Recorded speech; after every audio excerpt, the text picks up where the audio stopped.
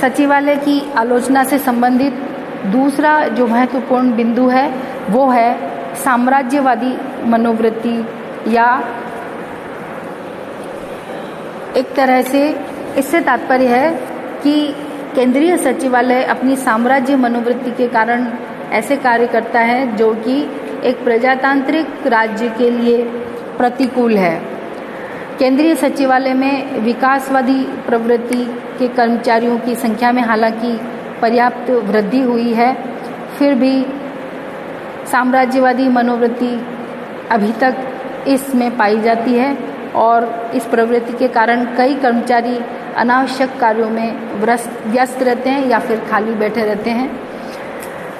तीसरा जो महत्वपूर्ण आलोचना की जाती है कि सचिवालय के कर्मचारी अपने आप को कार्यकारी इकाइयों के कर्मचारियों से अधिक योग्य मानते हैं और इस कारण से वो कोई भी कार्य अपना कुशलतापूर्वक नहीं करते हैं और इस कारण से न ही वे कार्यकारी इकाइयों के कर्मचारियों के लिए किसी प्रकार की प्रेरणा का माध्यम बनते हैं। इसकी आलोचना ये भी कही जाती है कि कार्यकारी विभागों को पूर्ण शक्ति प्रदान नहीं की जाती है।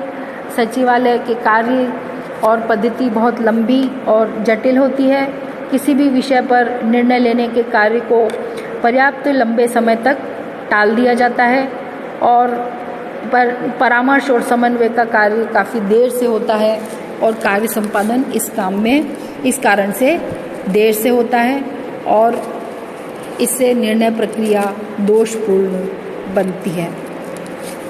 ये भी कहा जाता है कि केंद्रीय सचिवालय में विशेषज्ञ और गैर विशेषज्ञ मामलों को निपटाने के लिए एक ही पद्धति यानी टिप्पणी पद्धति कमेंट्स को काम में लिया जाता है, जबकि ऐसा नहीं होना चाहिए।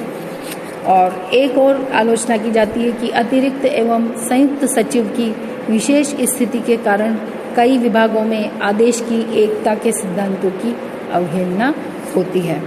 तो सचिवालय व्यवस्था में सुधार के लिए कुछ सुझाव भी दिए गए हैं, जिनमें से कुछ महत्वपूर्ण सुझाव हैं कि सचिवालय को केवल नीति निर्मात्री संस्था होना चाहिए और जिन कार्यों का संबंध नीति निर्माण से नहीं है उनका उत्तरदायित्व कार्यपालक अभिकरणों को देना चाहिए और सचिवालय को सिर्फ नीति निर्माण संबंधी कार्य ही करना चाहिए।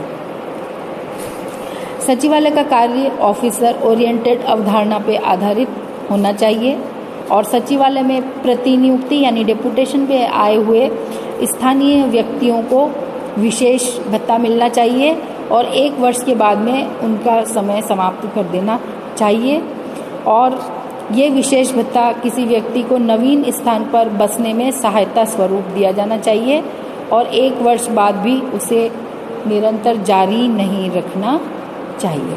तो इस प्रकार से सचिवालय संगठन भारत में कार्य करता है। Thank you very much. Keep learning, keep growing.